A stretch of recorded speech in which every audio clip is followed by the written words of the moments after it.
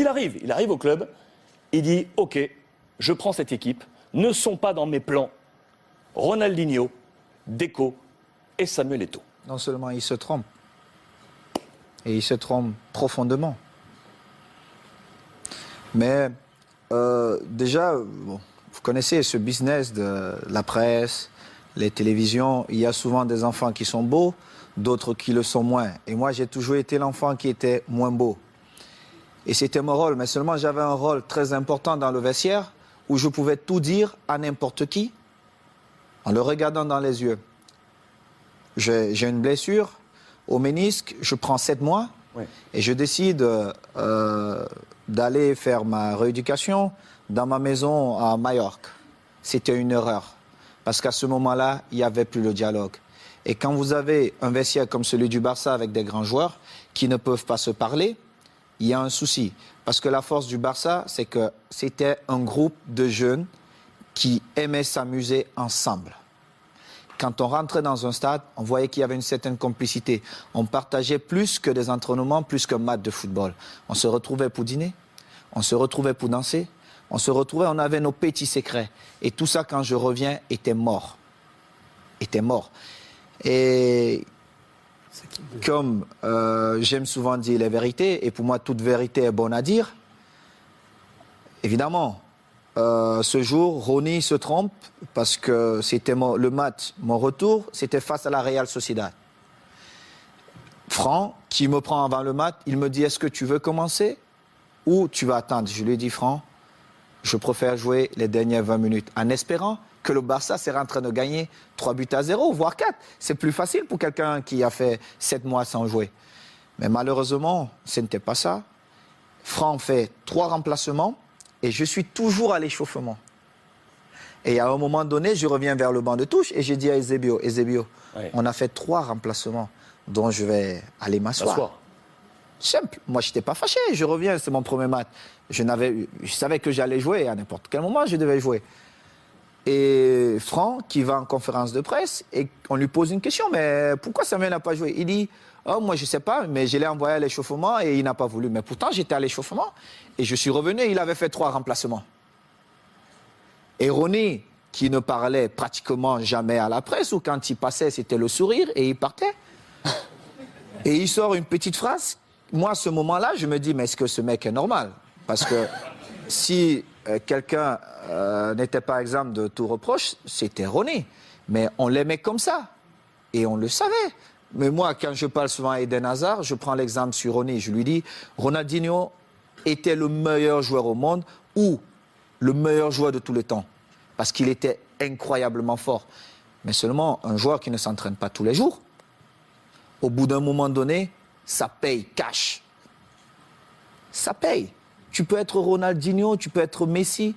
Si tu ne t'entraînes pas, monsieur Eden Hazard, au bout de 2 ans, on t'oublie. Et le football va tellement vite qu'il y aura un autre gamin qui va naître, qui sera encore plus fort. Et c'était ça. Et quand Ronny le dit, moi j'attends le lendemain, personne ne s'excuse. 2 jours après, personne ne s'excuse. J'ai dit, mais ils ne sont pas bien dans leur tête, eux. Et alors là, je monte au créneau et j'essaie de remettre de l'ordre.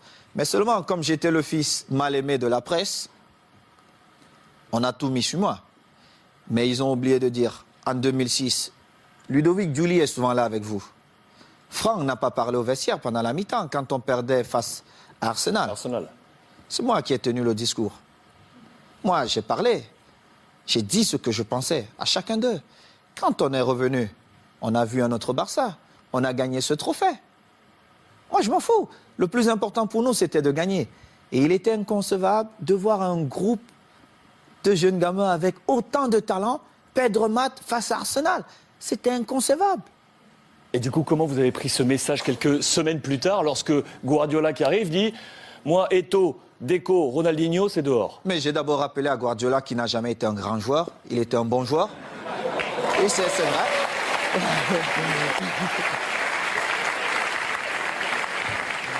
Mais c'est vrai.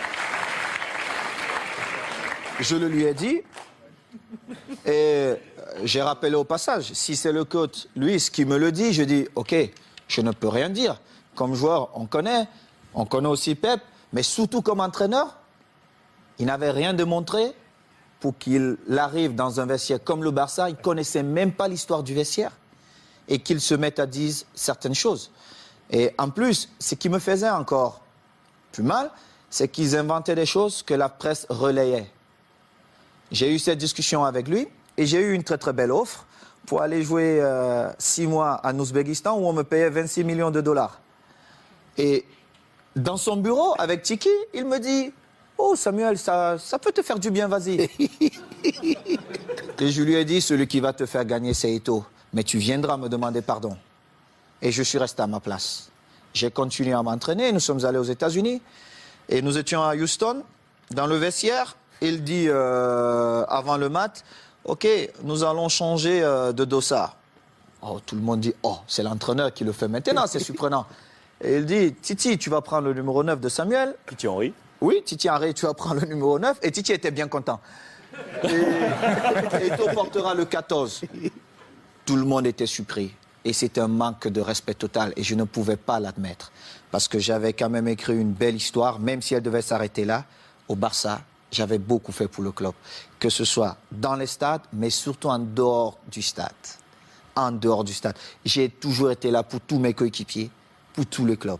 Vous êtes resté 1 an avec Pep. Je vais vous dire. Alors, il joue, je suis au banc de touche. Quelques jours plus tard, on joue contre une équipe de Mexico, Chivas. Chivas. Et il a le malheur de me donner 20 minutes. Et je crois qu'il pouvait se tirer une balle dans la tête. Et les 20 minutes, je marque 3 buts. On revient à New York contre Red Bull. Bon, il se dit, bon, voilà. Il me renvoie dedans. Je marque encore 3 buts. Il était obligé de convoquer une réunion. Mais comme il n'a jamais eu le courage de me dire les choses en face, il est passé par mes coéquipiers. J'étais en train de dîner. Et le délégué vient, Carlos Nava, il me dit, viens, j'ai une surprise pour toi. Moi, j'étais pressé. Je me disais peut-être c'est Beyoncé qui m'attendait.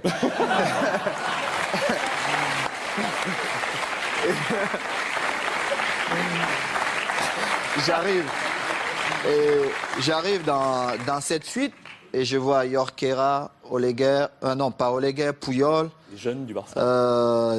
Léo, André, Xavi et surtout Victor, qui est l'un de mes meilleurs amis. Et Victor Valdés. Victor Valdés. Et je vois Pep qui est au fond. Et mon visage change. Parce que j'étais très agressif quand je voyais Pep. Mon visage change. Il n'a pas parlé. Alors, Makina, Xavi, il prend la parole, il me dit, bon, négro, comme on te l'a toujours dit, et on l'a manifesté, on veut que tu restes et il faut que tu trouves un terrain d'entente avec Pep. Et j'ai dit, moi, je ne parle pas à Pep. Il doit me présenter ses excuses parce qu'il m'a manqué le respect ouvertement à plusieurs reprises et je n'accepte pas ça. Moi, si vous ne me respectez pas, je ne vous respecte pas. C'est comme ça, la loi chez moi. J'ai souffert pour être là. Je respecte tout le monde, mais si vous ne me respectez pas, je ne vous respecte pas.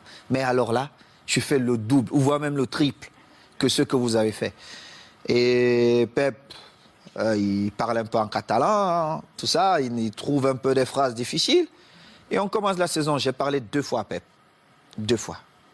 Une fois, c'est parce qu'il me demandait d'aller parler à Yaya Touré qui ne voulait rien savoir de lui. Et une autre fois, c'est parce qu'il voulait me donner des leçons. Comment un attaquant devait bouger. Je lui ai dit, mais Pep, tu as été milieu de terrain, tu n'as pas été un grand attaquant. Moi, je marque mes buts comment?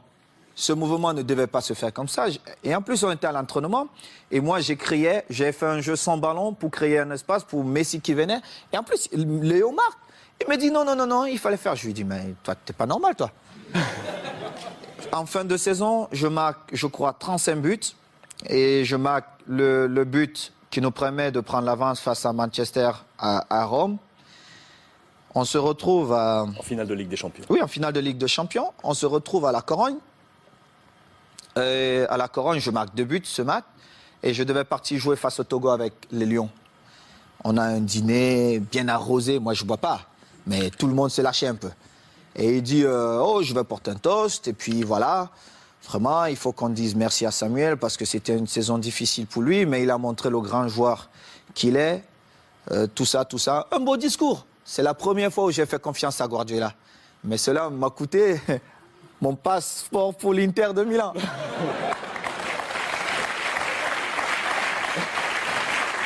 Et du coup, quand vous l'avez croisé ensuite à l'Inter, parce que vous l'avez croisé, on a une belle photo de vous en poignée de Regardez main. mon visage. Parce que Guardiola, il m'a vu dans le tunnel. Est-ce qu'il m'a salué dans le tunnel? Il ne m'a pas salué dans le tunnel. Il a vous a attendu salué là où il y avait tous les caméras. Moi, quand il a regardé le visage de Thierry Henry, ça dit tout. Parce qu'ils ont vu la scène. On était tous dans le tunnel.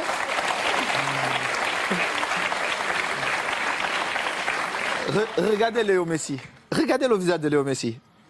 On était tous dans le tunnel. Il ne m'a pas salué. Il a attendu quand il y avait toutes les caméras pour venir me tendre la main. Évidemment, je ne pouvais pas refuser. Parce que le mal-aimé ou l'enfant détesté, on devait dire, ah, voilà, Samuel a encore fait des siennes. Mais seulement, les gens ne connaissent pas les dessous. Parce qu'il aurait bien pu me saluer dans le tunnel. Moi, j'ai eu des différences avec le code lors d'un match espagnol de Barcelone. Je ne sais pas si vous vous rappelez. à Majorque. Mais j'ai beaucoup d'estime pour le coach. Le Louis, football, c'est c'était ça. entraîneur de l'Espagnol. De l'Espagnol. Contre Majorque, Contre Majorque. vous Oui, êtes c'était envoyé un difficile. petit peu. C'était difficile pour le code, mais moi, je devais défendre Majorque et j'ai fait mon boulot. Et c'était pareil. Donc, c'est une histoire comme ça. Mais bon, après, on s'est retrouvés, Pep et moi, on a fait la paix et je suis content. Mais la vraie histoire, c'est celle-là. C'est que Pep, peut-être dans son envie de gagner, n'a pas respecté certaines choses dans le football. Et heureusement pour lui, j'ai marqué quand même 35 buts cette saison-là qui nous ont quand même permis de gagner. Chichi cette saison. Qui nous ont permis de gagner tous les titres qu'il a gagnés. Et il est bien content parce que c'était ses premiers trophées. Saison où le Ballon d'Or arrive dans les mains de Léo Messi. Mérité. Vous êtes 10e de ce classement Ballon d'Or cette saison. Je ne regardais même pas ça, mais Léo l'a bien mérité. Bon.